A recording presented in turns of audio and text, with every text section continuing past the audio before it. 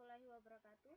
Perkenalkan, nama saya Hildayanti Idrus, mahasiswa dari Prodi Pendidikan Teknik Informatika dan Komputer, kelas D, Fakultas Teknik Universitas Negeri Makassar.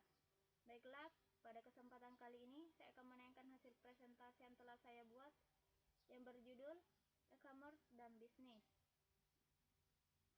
Adapun pokok pembahasannya yaitu yang pertama, e-commerce, kedua, e-business, 3. Dampak positif dan negatif, keempat, perbedaan e-commerce dan e-business. Baiklah, yang pertama yaitu e-commerce. 1. Sejarah e-commerce. Istilah e-commerce atau perdagangan elektronik telah berubah sejalan dengan waktu. Awalnya, perdagangan elektronik berarti pemanfaatan transaksi komersial seperti penggunaan EDII untuk mengirim dokumen komersial seperti pesanan pembelian atau invoice secara elektronik. Kemudian berkembang menjadi suatu bisnis yang mempunyai istilah yang lebih tepat, yaitu perdagangan web. Pembelian barang dan jasa melalui World Wide Web atau WWW melalui server aman HTTPS, protokol server khusus yang menggunakan enkripsi untuk merahasiakan data penting pengguna atau pelanggan. Pada awalnya, ketika web mulai terkenal di masyarakat pada tahun 1994, banyak jurnalis memperkirakan bahwa e-commerce akan menjadi sebuah sektor ekonomi baru.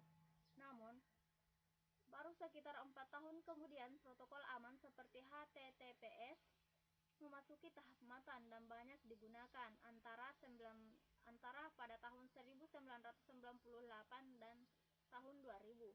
Banyak bisnis di Amerika Serikat dan Eropa mengembangkan situs web perdagangan ini. Kedua, definisi e-commerce. E-commerce adalah satu set dinamis teknologi, aplikasi, dan proses bisnis yang menghubungkan perusahaan, konsumen, dan komunitas melalui transaksi elektronik dan perdagangan barang, pelayanan, dan informasi yang dilakukan secara elektronik. Contoh yaitu Amazon.id.com, website yang menjual berbagai kebutuhan rumah tangga sampai hiburan. Kedua, Dell.com, website milik Dell untuk memasarkan barang-barang produknya. 3. Istilah-istilah dalam e-commerce. Digital atau yang pertama yaitu digital atau electronic cash, ditunjukkan untuk beberapa pola atau metode yang memungkinkan seorang untuk membeli barang atau jasa dengan cara mengirimkan nomor dari satu komputer ke komputer lainnya.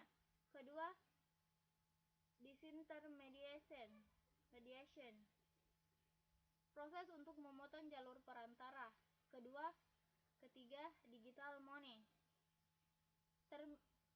terminologi global, berbagai e-cash dan mekanisme pembayaran elektronik di internet. 4. Electronic checks, sistem cek elektronik seperti PayNow akan mengambil uang dari akun cek di bank pelanggan untuk membayar PAM atau telepon. 5. Electronic wallet, pola pembayaran seperti CyberCash, internet wallet, dan menyimpan nomor kartu kredit Anda di hard disk Anda dalam bentuk enkripsi yang aman. 6. Externet, sebuah kelanjutan dari internet perusahaan yang mengkaitkan jaringan internet satu perusahaan dengan jaringan internet supplier, maka mereka maupun pelanggan mereka. Dan yang terakhir yaitu micropayment, transaksi dalam jumlah kecil antara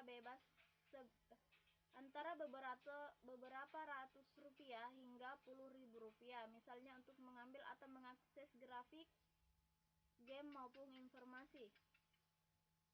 Yang keempat yaitu ruang lingkup e-commerce. Yang pertama yaitu teknologi, kedua yaitu marketing dan new consumer process, ketiga electronic linkage, 4. Service infrastruktur, 5. Legal, privacy, dan public policy. 5. Hambatan e-commerce. Yang pertama yaitu penipuan dengan cara pencurian identitas dan membohongi pelanggan. Kedua, hukum yang kurang berkembang dalam bidang e-commerce ini. 6. Kemampuan e-commerce. Yang pertama yaitu otomatisan. Proses otomatisasi yang menggantikan proses manual. Kedua, integrasi. 3. Publikasi. 4. Interaksi. Dan yang terakhir yaitu transaksi. 6. Faktor kunci sukses dalam e-commerce. 1. Menyediakan harga kompetitif. 2. Menyediakan jasa pembelian yang tanggap, cepat, dan ramah. 3. Menyediakan informasi barang yang jasa yang lengkap dan jelas. 4. Menyediakan banyak bonus seperti kupon, penawaran istimewa, dan diskon. 5. Memberikan perhatian khusus seperti usulan pembeli. 6. Menyediakan rasa komunitas untuk berdiskusi, masukan dari pelanggan, dan lain-lain. 7. Mempermudah kegiatan perdagangan. Pembahasan ke-8 yaitu aplikasi e-commerce. Yang pertama yaitu email dan message. 2. Content message system. 3. Dokumen, spreadsheet, database. 4. Akunting dan sistem keuangan dan lain-lain sebagainya. 9. Undang-Undang e-commerce. Pasal 1 UU PK tahun 1999 mengatur mengenai perlindungan konsumen, namun pada kenyataannya UUK tahun 1999 belum sepenuhnya mengatur mengenai transaksi elektronik.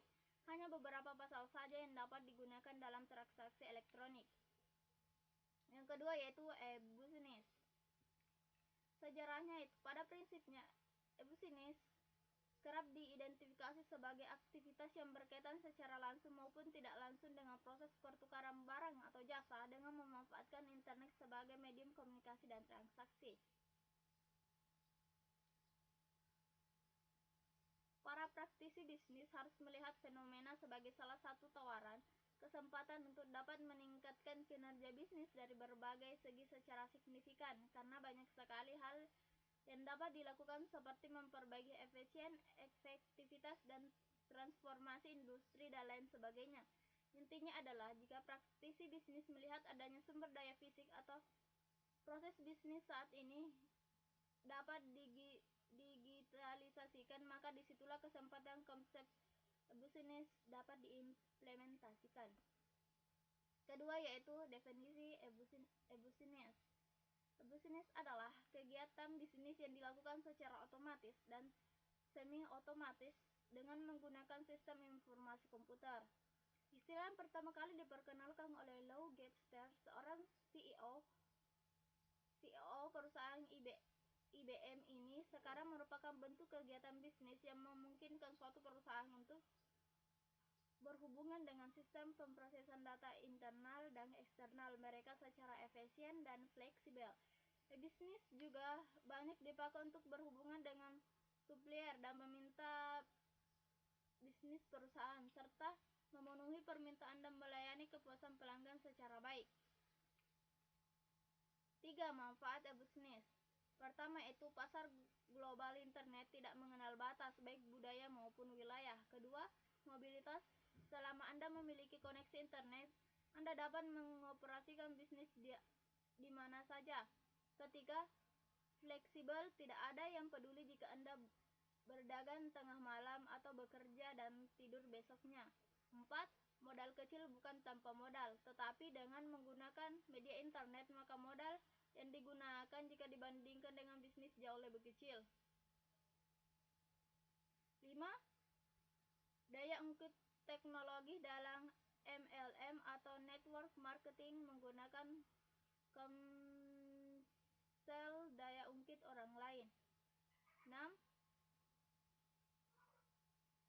Minim biaya rutin. Tidak banyak biaya rutin yang harus Anda keluarkan untuk biaya bisnis online. 7. Kewirausahaan Anda adalah seorang bos. Semua keputusan ada di tangan Anda. 4. Ukuran keberhasilan e-business. Jika Anda bertujuan untuk mencapai apa yang dalam teori tersebut sebagai wealth maximization, dan dalam praktek sehari-hari, wealth sering diasosiasikan dengan profit atau keuntungan usaha, maka secara jelas e-business harus dapat berpaling tidak melakukan kedua hal berikut. Yang pertama yaitu seberapa tinggi potensi penambahan Yang pertama yaitu seberapa tinggi potensi perusahaan baik secara langsung maupun tidak langsung yang didapat pada saat konsep e-business diimplementasikan. Kedua, seberapa tinggi potensi pengurangan cost atau biaya yang dapat dilakukan baik secara langsung maupun tidak langsung yang didapat pada saat konsep e-business diterapkan. 5. Aplikasi e-business. Contohnya yaitu aplikasi keuangan, aplikasi pemasaran, aplikasi sumber daya manusia, aplikasi pengadaan, aplikasi manufaktur, dan lain sebagainya. 6. Arsitektur e-business. Arsitektur e-business adalah gambaran terpusat bentuk baru dalam hal fungsi proses paralel dan membangun arsitektur e-business membagi Anda fungsi proses persilangan yang integrasi untuk kebutuhan banyak perusahaan. 5 bentuk e-business untuk menuju marketing leadership. 1. The Cross-Functional Business Unit. Kedua, The Strategic Business Unit. Ketiga, The Integrated Enterprise. 4. The Exchange Enterprise. Kelima, The Inter-Express Community. 7. Desain e-business. Pertama yaitu Cross-Functional Business Unit atau persilangan unit fungsi bisnis. Kedua, The Strategic Business Unit yaitu strategi bisnis unit. Ketiga yaitu The Integrated Enterprise, integrasi perusahaan. 4. The Exchange Enterprise, peningkatan perusahaan dengan melakukan sebuah multi-enterprise supply chain atau rantai multi supply perusahaan. 5. The Inter-Enterprise Community atau komunitas interperusahaan. 8. Kuadran dalam e-business. Dalam e-business bukan hanya pembelian atau penjualan barang dan jasa saja, tetapi juga melayani pelanggan, berkolaborasi dengan mitra bisnis, mengadakan e-learning, dan melakukan transaksi elektronik di suatu organisasi. Ada 9 kuadran yang merupakan segmentasi pasar dari e-business, antara lain C2C, C2B, C2G, B2B, B2C, B2G, G2G, G2B, dan G2C. 9. Faktor-faktor penyebab kegagalan e-business. Tidak hanya komitmen. Yang pertama itu tidak hanya komitmen yang utuh dari manajemen. Kedua, penerapan e-business tidak diikuti oleh change management. 3. Tidak profesionalnya vektor teknologi informasi yang menjadi mitra bisnis. 4. Buruknya infrastruktur komunitas, dan lain sebagainya. 3. Yaitu dampak positif dan negatif dari e-commerce dan e-business. Dampak positifnya yaitu 1. Revenue stream atau aliran pendapatan baru yang mungkin lebih menjanjikan yang tidak bisa ditemukan di sistem transaksi tradisional. 2. Dapat meningkatkan nirkabel ekspor atau pangsa pasar. 3. Menurunkan biaya operasional atau operating cost. 4. Melebarkan jangkauan atau global reach. 5. Meningkatkan customer loyalty. 6. Meningkatkan supplier management. 7. Memperpendek waktu produksi. 8. Meningkatkan value chain atau mata rantai pendapatan. 2. Yaitu dampak negatif. 1. Kehilangan segi finansial secara langsung karena kecurangan. 2. Pencurian informasi rahasia yang berharga. 3. Kehilangan kesempatan bisnis karena gangguan pelayanan. 4. Penggunaan akses ke sumber oleh pihak yang tidak berhak. 5. Kehilangan kepercayaan dari konsumen. Dan yang terakhir yaitu kerugian yang tidak terduga. Pembahasan yang keempat yaitu perbedaan e-commerce dan e-business. E-commerce. Yang pertama yaitu e-commerce. E-commerce adalah suatu kumpulan dari keseluruhan dari strategi bisnis. Sedangkan e-business lebih berfokus pada strategi dengan fungsi yang menggunakan kemampuan elektronik. Yang kedua yaitu e-commerce dicari untuk menambahkan aliran pendapatan dengan menggunakan internet untuk membangun hubungan dengan klien dan mitra usaha dan mengembangkan efisiensi dengan menggunakan strategi empty vessel. Terkadang e-commerce melibatkan aplikasi dari sistem manajemen pengetahuan. Sedangkan e-business melibatkan seluruh rantai nilai dan proses bisnis, pembelian elektronik, dan manajemen rantai pasokan, memproses pesanan secara elektronik, mengatur pembayaran pelanggan, dan bekerja sama dengan mitra usaha. Baiklah, demikianlah presentasi yang telah saya lakukan. Bila ada kata yang salah mohon dimaafkan. Sekian dan terima kasih. Wassalamualaikum warahmatullahi wabarakatuh.